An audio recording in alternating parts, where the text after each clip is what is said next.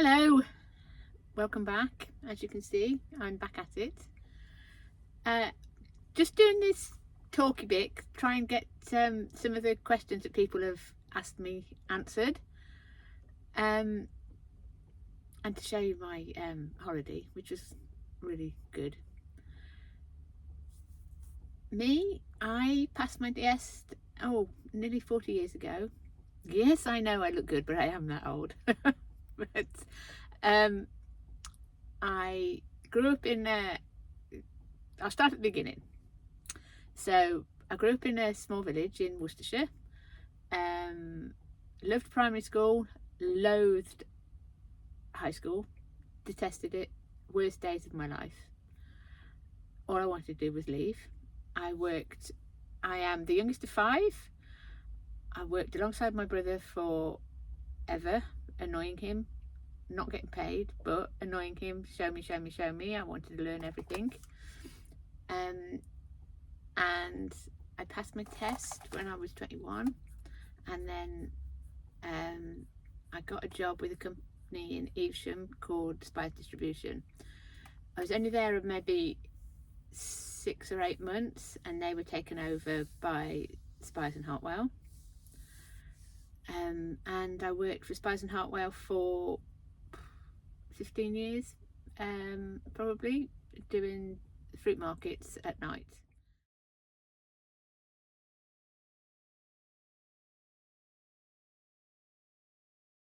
I was employed by Derek Hartwell. The company is now run by Chris Hartwell. But it was in the times of, let's say, Jimmy Savile, those sort of times. So it was just a case of getting on with it. Derek said to me when he took me on, if you can't do the job, I won't keep you on. And I said, well, don't worry, if I can't do it, I won't stay. But I'd worked alongside Philip for so long that I knew where most of the places were and how the job got done. So it was just a case of hard work. I got every job that nobody else wanted, and I had to prove myself every night. But it was a job that I wanted to do, and so it was a job, the only job I ever wanted to do. So I just got on with it, and you just learned anything that you didn't as you went along, and then Chris took over, and can honestly say that I did enjoy my time at Spice and Hartwell. I left because I just wanted, I could do everything that was there, and I wanted to do something different. I'm not very good at routine. I do like to get home regularly. Well, I do like to know when I'm getting home, and then I can make appointments for sort of the hairdressers and the dentist and those sort of things. But I don't like doing the same job all the time. I just get bored. I like adventure, and doing this job is every day is an adventure. So I do keep in touch with Spice and Hartwell. I call in if I'm ever over there. The one guy in the office that was a friend of my sister's when she was young, when we were all young, always rings me. He's always the first one that messages me or rings me on my birthday, and to the point that if it doesn't come before midday, I'm then starting to get worried. I want to ring up and make sure he's okay. But yeah, still get on with people in the office there that were there when I was there. Still get on well with Chris. When my brother died, he gave us a lorry to take to the funeral.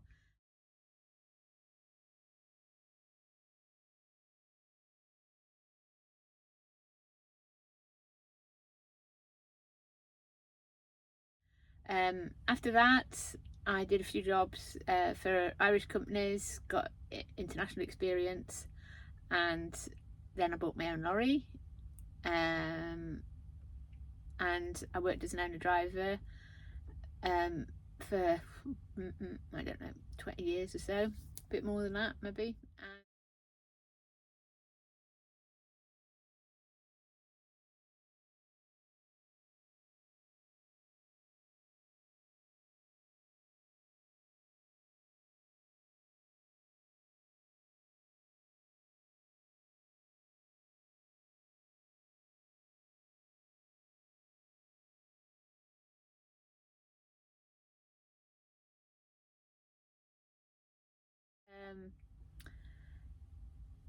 And then when I gave that up, for loads of reasons that I can't be bothered to go into,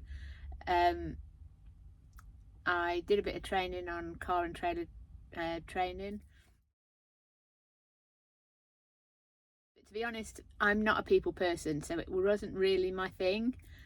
And again, it was just very routine, very boring. And so I went to work for Bill Moritz, and I did a year for him, and I've known Steve Fellows for, I don't know, 20 years or so, 25 years, 30 years, whatever, seems to be forever. And he had been nagging me to come and work for him, and that's what I do. That's what I do now. I have one son. He's a farmer in Cornwall. He lives down in Cornwall with his partner and my 2 wonderful grandchildren that are the creators of chaos, as he says. They are the funniest, most amusing children I have ever met. They definitely have my sense of humour.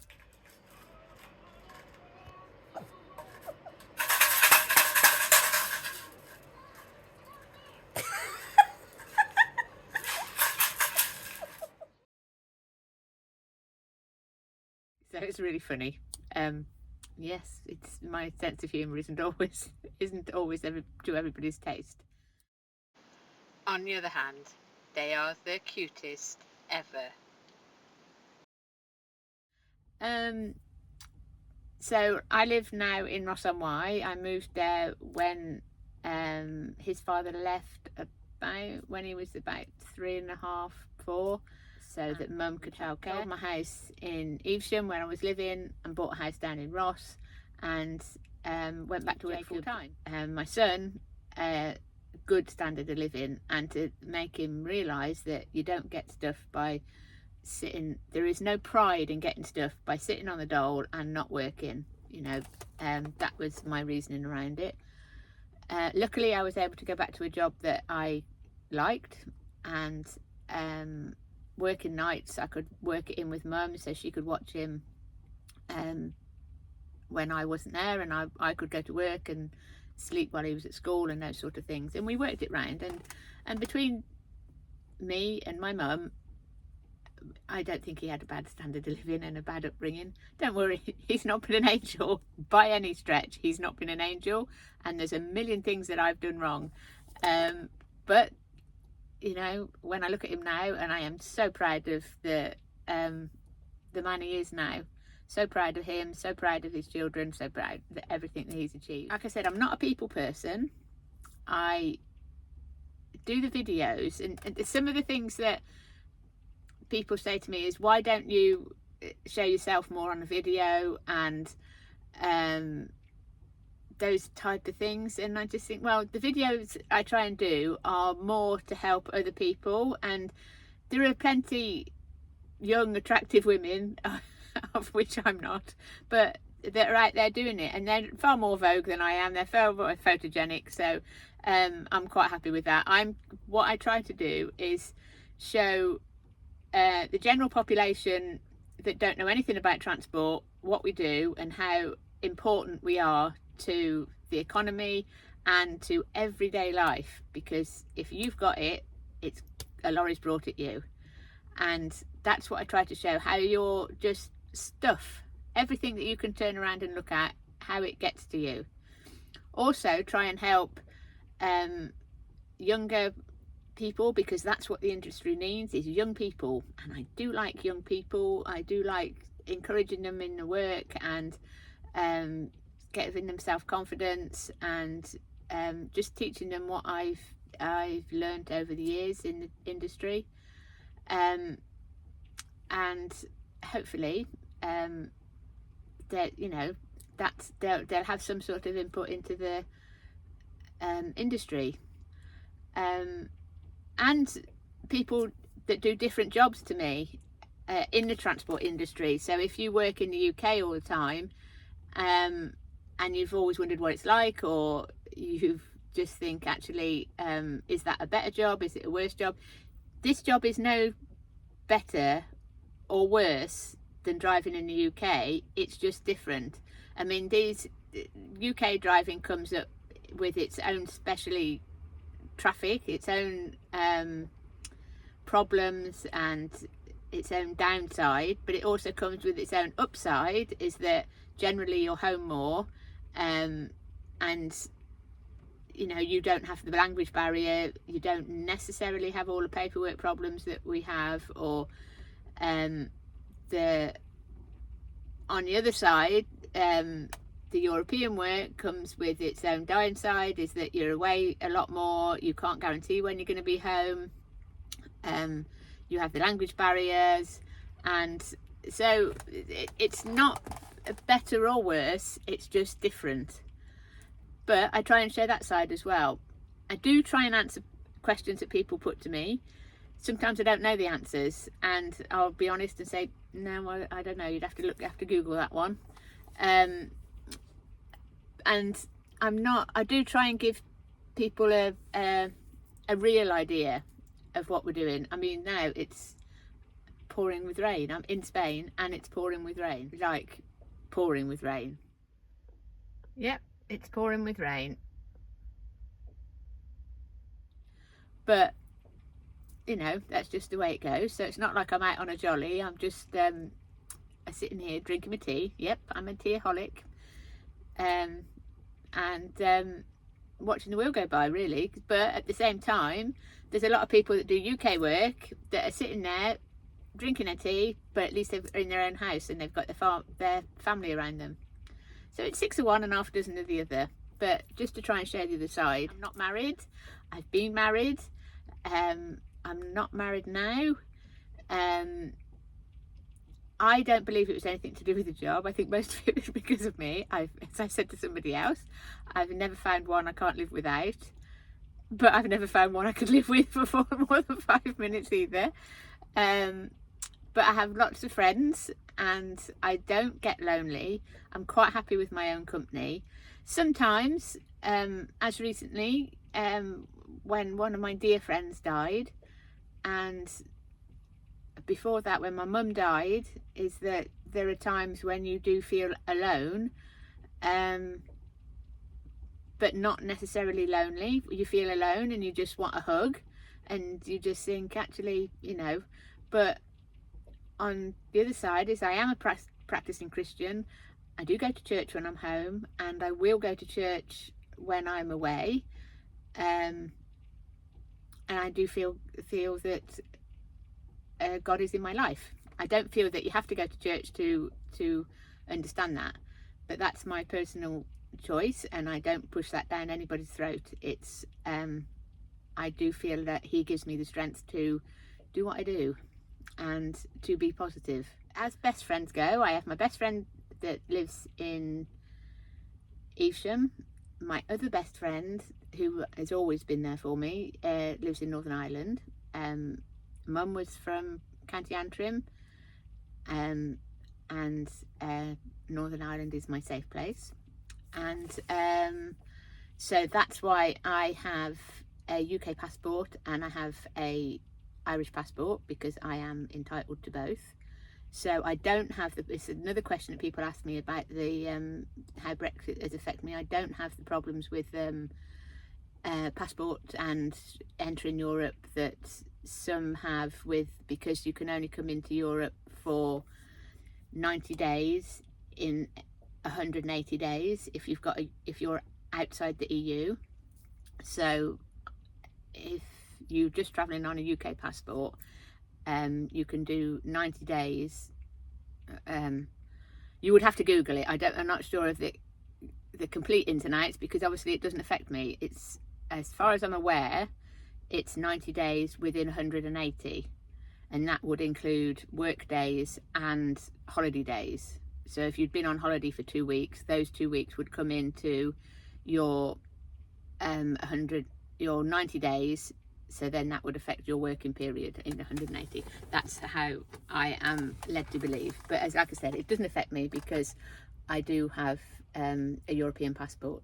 Why have I always wanted to do this job? It's the sense of adventure. if I won the lottery, I would travel. I would travel to all those places. I've been watching a thing recently about Appalachia in America. Didn't even know the place existed, but about the people that live there and the people that live off grid there, and the people that have lived off grid there for like 50 years, and you just think, I didn't even know the place existed. I mean, you get to hear of lots of places in America. I've never been to America. I've been to Australia. My sister lives there.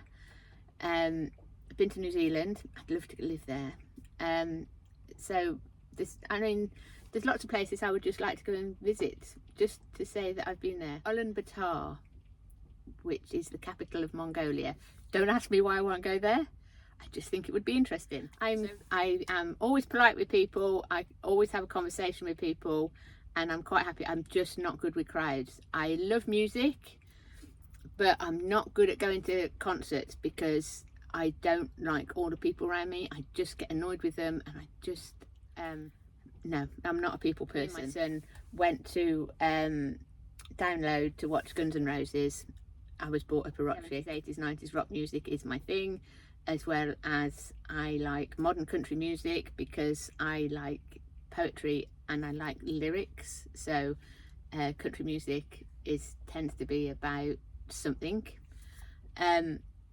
But I also like hip hop, and I like music. I like most types of music, is what I can say. I'll listen to most things for a while anyway, and so but I'm not good at concerts. And my son has worked at Glastonbury a few times, and I cannot think of anything worse. Not because of the place or the toilet situation or anything like that. I just can't deal with that many people all at once. Nope, not my thing at all. So that's another reason why I do this job, because I'm happy just to potter about on my own, go and visit places, go and see things. So that's kind of me, really. I'm boring, I know. Pretty boring.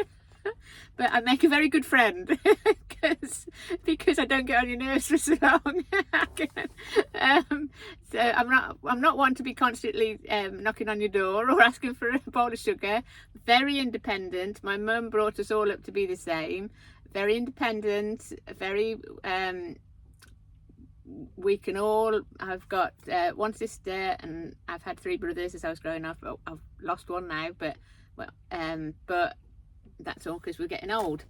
But we can all iron a shirt, we can all sew on a button, but we can all change a tyre, we can all put a shelf up, we can all look after ourselves. We're all very different, but we can all, my mum and dad brought us all up to be able to look after ourselves, and in our own way we all do that. Say the others are all older than me anyway, so I can't think of anything else. People do ask me about getting lonely and how I manage with the job. Obviously the telephone's always been there, but nowadays with video calling, when my mum died, my sister obviously in Australia, we all took it very hard. Mum was quite the centre of especially mine and my sister's life. Like I said, me and my son had lived with mum for a long time. She was my best friend, as well as my mum, and I miss her every day. Some of you will probably notice my chain that I wear. My chain has got my mum's ashes in it, so she comes with me everywhere, because she loved to travel as well. But with the introduction of video calling, so that helped us all through it, because my son could be on a tractor in a field in Cornwall, my sister could be sitting watching the telly in Australia, and I could be sitting in a lorry park in Spain, and we could video call each other, and you feel part of each other's life then. You know, we're not, even my best friends, my best friend that lives in Evesham, I don't speak to him every day. I don't speak to him every week. I might not speak to him for every month, a couple of months or whatever. But I know that if anything happens, I can pick up the phone and he's there, exactly the same as he could pick up the phone and I'm there. My friend in Northern Ireland has never let me down. And he is very straightforward, very much has different views on the world than I do. We have some very ethical, heated conversations sometimes, but we never fall out. We just agree to disagree. And I think that's what makes the world go round. We are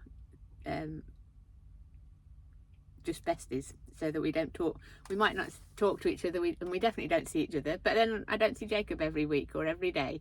So yeah. So if there's anything else you want to know, I went down to my son's, as well as going to Northern Ireland to see Mickey. I helped him out with that job. I put that on again. That was really funny, just on an odd count. And went down to my son's and we went around the farm, sat on the side of the tractor with him. Again, it's just about, it's not just about the visiting and having a cup of tea and having a big, and going somewhere and doing, it's about being in his life. And being in his life, whether he's going milking at stupid o'clock in the morning or whether he's planting cauliflowers as we were doing, it's about being part of his life. And we just sit there and we chat, and I've done a little video to show you. I jumped off and I did a little video. The gang at the back, they're putting the plants down. I'll talk you through it as we go through. See my grandchildren, best thing ever. Funny grandchildren. I say I'm not a people person, but if I'm about, you can always, if you see me, I've had two people. One was this week actually, when I was coming out, Peter Cox. He came over and shook my hand and said he enjoyed the videos. I hope you enjoyed this one, Peter. Thank you for introducing yourself. That was at Cheveley when I was getting diesel coming out, and I met a husband and wife, which I'm sorry I didn't get your name, on the ferry coming out from Portsmouth to Cairn yesterday. So it's really nice just to know that people are watching and that they enjoy it. So if I'm out and about, and if there's anything I can answer, that if I can ever help you, just let me know and I will try my best. I'll put a little bit about the planting cauliflower on the end. Take care, everybody. Thanks for subscribing if you already have. If you haven't, it just lets me know you're there, and the thumbs up is always just as good. Okay, see you later. Bye. So here we are, planting your best Cornish cauliflower. That's the GPS keeping our line straight. The tractor's been down and put the grooves in. If I jump out, the gang at the back are putting little plants, which are called plugs, into the hoppers, and they drop down and they go into the grooves. And them wheels there, they then cover the plants up, all ready for Christmas.